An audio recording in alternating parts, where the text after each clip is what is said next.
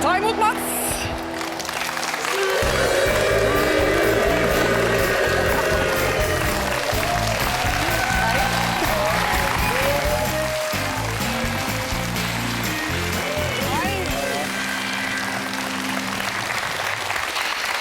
Altså, prøvde å få i gang et sånt rop som du er vant til. Ja. Var vi i nærheten? Ja, det var veldig bra. Det må jeg si. Det er litt sånn underlig, for det høres litt ut som buing når de roper suk. Altså. Ja, da kan jeg spille dårlig også, for jeg bare tror at de roper suk når de buer opp. Det er greit, jeg tror jeg spiller bra hele tiden.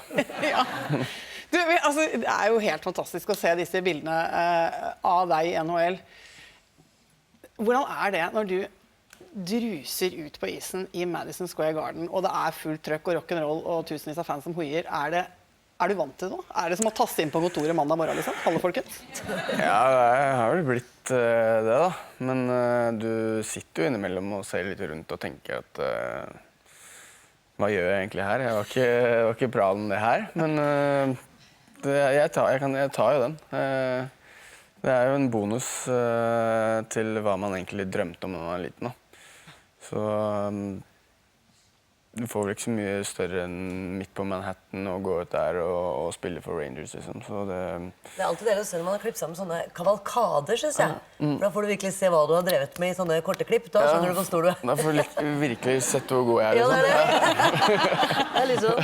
Ja, du blir imponert selv, sier jeg. Ja, jeg vil nesten missa at jeg skulle gå inn her, for jeg ble så imponert, nesten.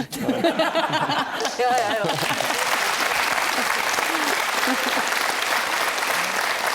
Men du, nå er du da og spiller med det norske landslaget, fordi nå er det OL-kvalifiseringskamper som står for tur. Og det er jo, altså det er mange av de store NHL-stjernene som ikke prioriterer det, å dra hjem til gamlelandet og spille med landslagene sine, og noen av de får ikke lov heller. Men hvorfor vil du det? Altså, du hadde ikke trengt. Nei, det er viktig turnering her som kommer opp da, OL-kvalik. Det å få være med i OL og representere Norge da, det blir ikke så mye større enn det da. Så synes jeg det er jo barndomskamerater av meg som spiller på landslaget. Hockey er veldig lite i Norge, så alle kjenner alle, og du har liksom vokst opp med de fleste av dem. Da. Så det er jo nesten som å være på en guttetur, da. Og det er alle liker vel det. Så nei, og så betyr det jo som sagt mye da, og spesielt her hjemme, for spille hjemme på Jordal da, før den blir lagt ned, og det er der man har tilbrakt mye tid gjennom barndommen, da. Så det er også litt spesielt. Du, hva er lukta av Jordal Amfi for deg? Jeg vet ikke om den var skadelig, men du merker at du kommer inn i amfien. Men også er det en annen ting, for jeg har sett et nydelig bilde av deg fra treninga på Jordal Amfi denne uka. Altså, hva er dette? Er det en ny teknikk? Altså hockey i tåka? Er det for å øke... Det er jo Jordal Amfi det der da. Ja, men altså, hva er denne tåka? Jeg trodde det var stort sett i Holmenkollen at de sleit med det, men det... Sånn er det, det er 1952 da, når de ble bygd. Ja, for det bygger... Ting er vel ikke alltid på stell da, så det er vel på tide at du får en ny en der, tror jeg. Ja, men hvorfor er det tåke?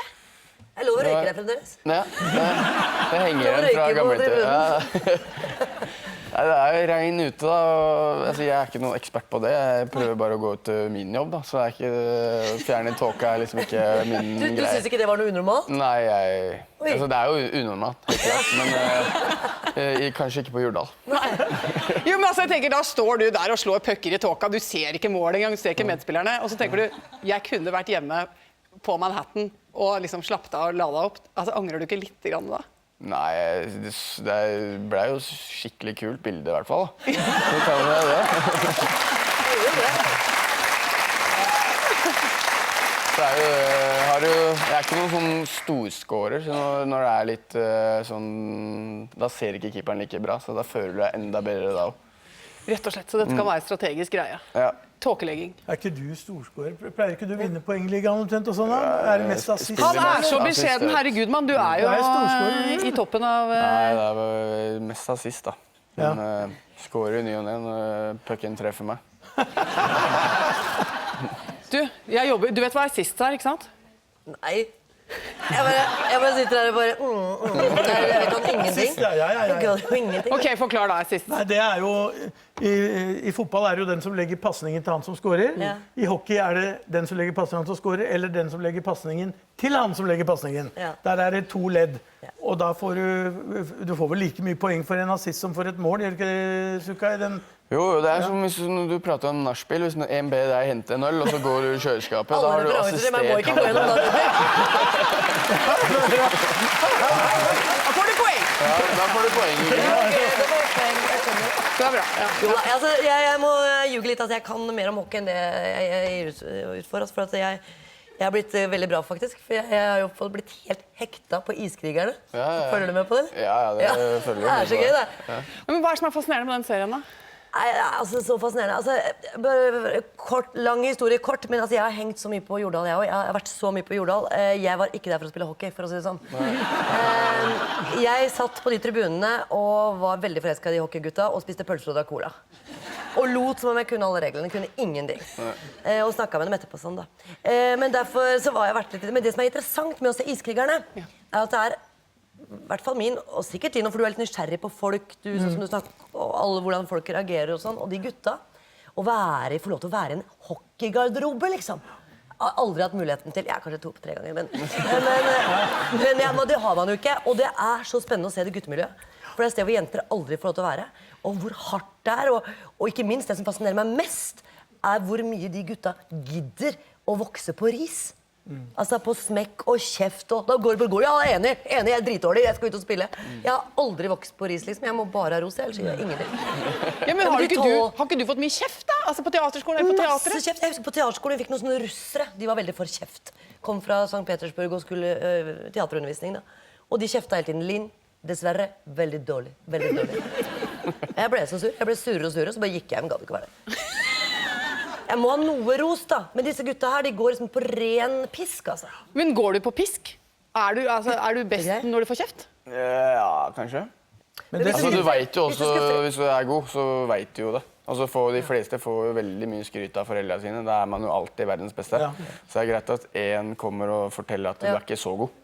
Men hvis du får skryt av stammen, ikke sant? Da Men kan jeg få klarer du spørre det. deg, hvis du skulle, siden du er så beskjeden, da, og siden du er så god likevel, men hvis du skulle si noe som var din egenskap, da, som du vet kanskje at er grunnen til at du har kommet så langt i forhold til noen andre, hva er det?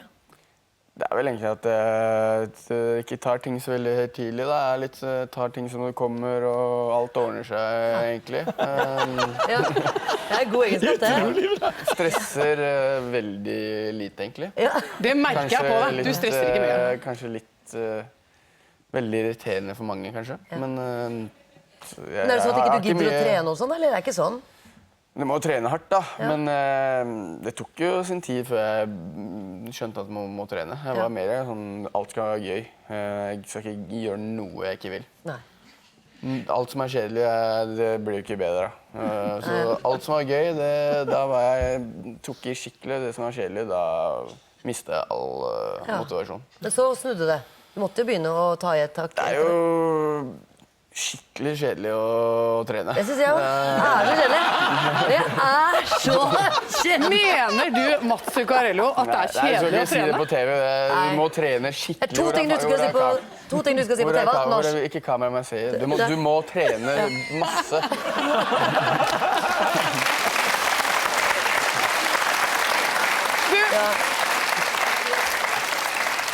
Jeg Får har jeg lov å faktisk... stille han et spørsmål? Ja. Når jeg tenker på mellomnavnet ditt, Zuccarello, det høres ut som det ikke er fra Tveita. Det høres ut som det er fra Italia. Ja. Er det mammaen din som er italiensk? Ja, mutterne. Ja, men hvordan kan du være så flegmatisk da? De er jo fulle av tæl og trøkk og galskap og lidenskap og Ja, men jeg er jo sånn når jeg er på isen, da. Ja, akkurat. Er det? Da kan det gå en kule varmt innimellom. Eller hvis jeg skal konkurrere i noe som jeg vet jeg er god i, eller er ålreit i. Da hater jeg å tape. Så Hvis kan vi jeg- si at du er Åsen utenfor isen, og så er det Zuccarello på isen? Ja, det kan vi vel slå fast. Det var ikke gærent. Nei, det var- Det vil jeg gjerne ha applaus for.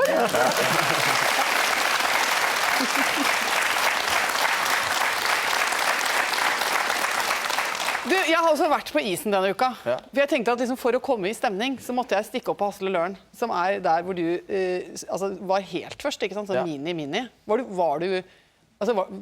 god da? Var det altså, sånn at folk så deg da du var sånn 80 cm høy, så tenkte de jævla er talent? Jeg vet ikke, jeg spilte ikke i Hasle så veldig lenge, men var jo kanskje over middels, kanskje. Jeg var litt nervøs da jeg skulle dra opp der. Litt stresset for dette, med å komme seg ut på isen med skøyter og sånn, men så fikk jeg da utdelt 2 personlige trenere, Storm og Marius, som tok veldig godt vare på meg. Og nå skal dere få se da hvordan dette endte seg her. Storm? Ja. Marius? Ja. Nå har dere et oppdrag, og det er å få på meg utstyret. Jeg aner ikke hvor jeg skal begynne. Hva tar vi først? Den greia her og den greia der. Ja.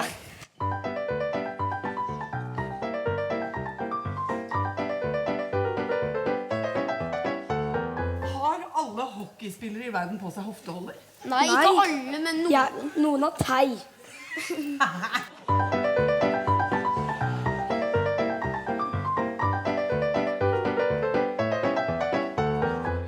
Så må du stramme ordentlig. Jeg jobber. Merker dere selv hvor vondt det lukter her? Nei. Nei, det lukter ikke vondt her. Det er på en måte parfymen av hockey, dette her. Ja. Det er blanding av livsglede og svette, det sier. Men klager mamma aldri litt på lukta nedi bagen liksom, når den åpner? Jo, hun... Nei, men hun åpner det aldri. Er det sant? Jeg føler det, altså. For å si det sånn, jeg er jo nummen i beina. Så noe må jeg ha gjort riktig.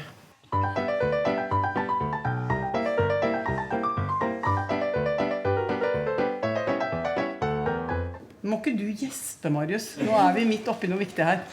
Nå skal vi få opp dampen. Hoie litt. Ikke sant?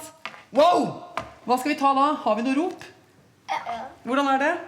Det er skal du, vil du være Haslegutt. Det er for alltid. Men du sier det jo ikke sånn. Nei. Nei, for du danser jo ikke ballett. Du Nei. spiller jo hockey. Ja. Så hvordan er det da? Skal jeg prøve da? Ja. Vil du være Haslegutt? Ja, for alltid! Ja.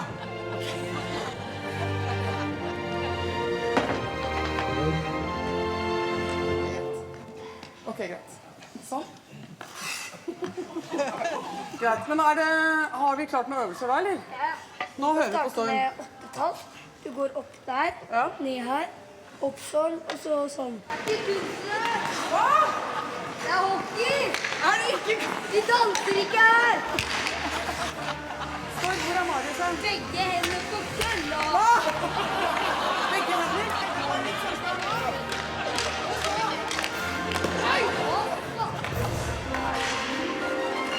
Ja! Der, ja!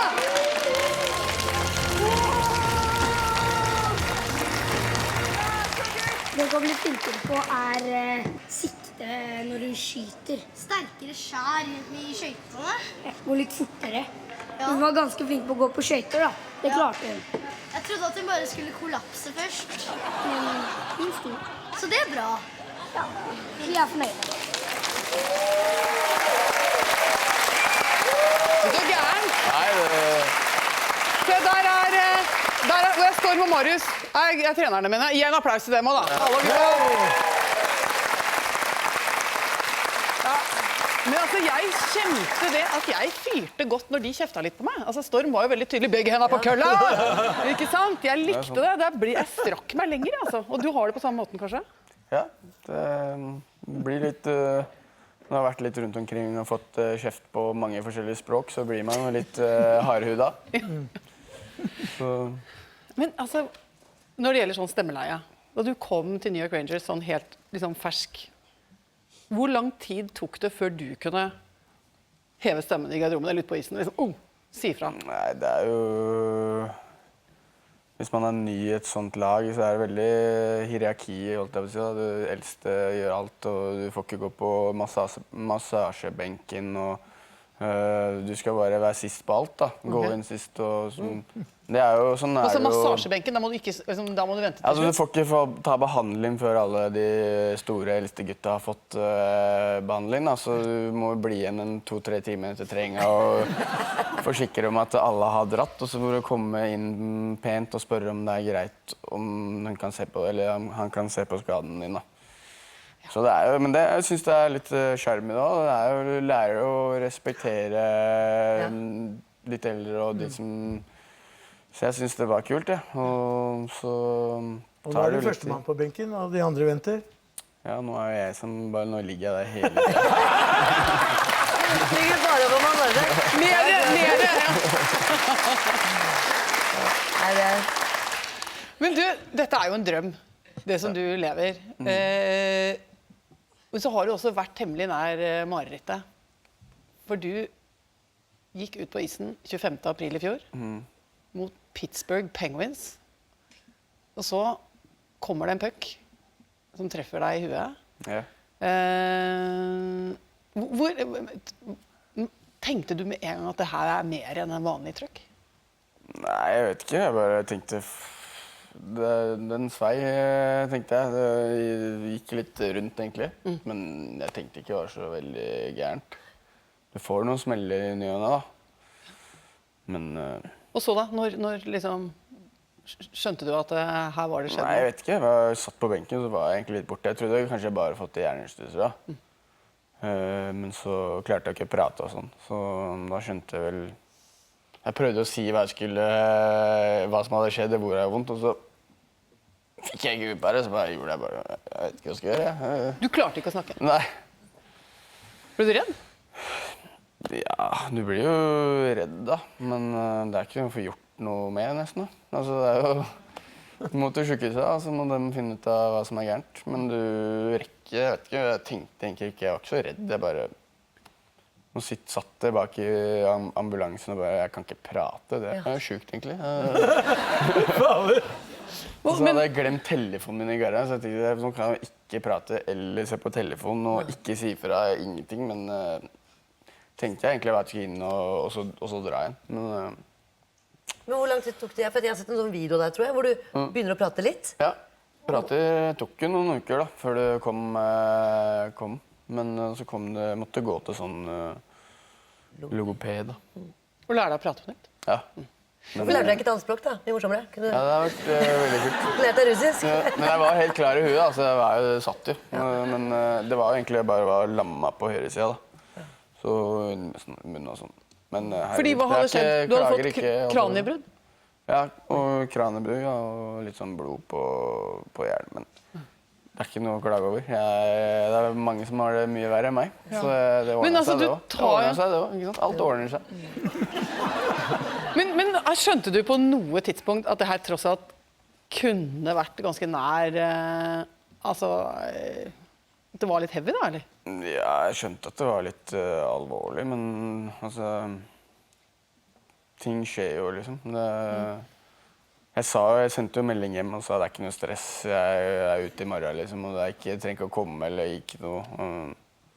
For det var jo ikke, altså legen sa du har fått det, og så må vi bare holde deg her og se. Vi håper, altså, det blir nok bedre etter hvert liksom. Så da var det jo bare å... Men når gutta kommer og sitter på liksom, sengekanten og... Ja, nei, altså det var jo tøft, herregud. Det ikke så lett som det høres ut, men du må jo tenke positivt da. Hvis du ligger og synes synd på deg selv, så blir det jo mye verre. Men gutta kom inn, og jeg tror de fikk litt sjokk da, når de ikke klarer å røre på og ikke prate og sånn, så de begynte jo å grine da. Men da hadde jeg bare i 2 dager ikke tenkt egentlig på det her. Altså når de begynte å grine, så bare begynte jeg å grine da. Så Og da du skjønte det, ja. Det var ikke særlig barske hockeyspillere da, så jeg sitter og griner der. Men det var fint da. Jeg har vært innom mye sammen med, så jeg har vært innom det også.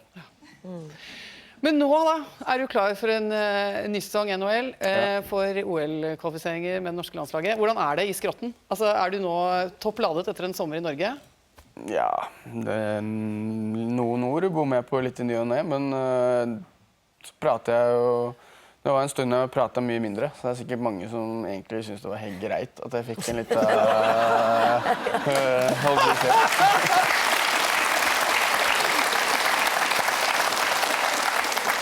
Du bommer på noen ord, men du treffer de fleste puckene. Ja, ikke alle, men noen. Noen lurer seg inn. Mats Zuccarello, jeg tror du er det mest ydmyke mennesket jeg noen gang har møtt. Altså, gratulerer.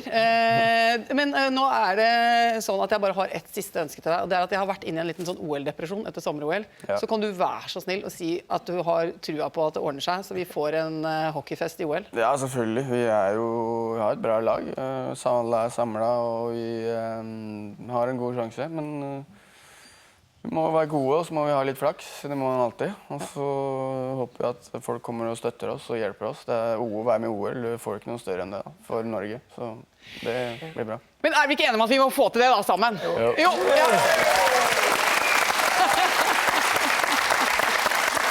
Mats, tusen takk for at du kom. Lykke til på isen. Ingrid, tusen takk. Linn Skåber, lykke til med premiere og alt sammen. Tusen takk skal dere ha, alle tre.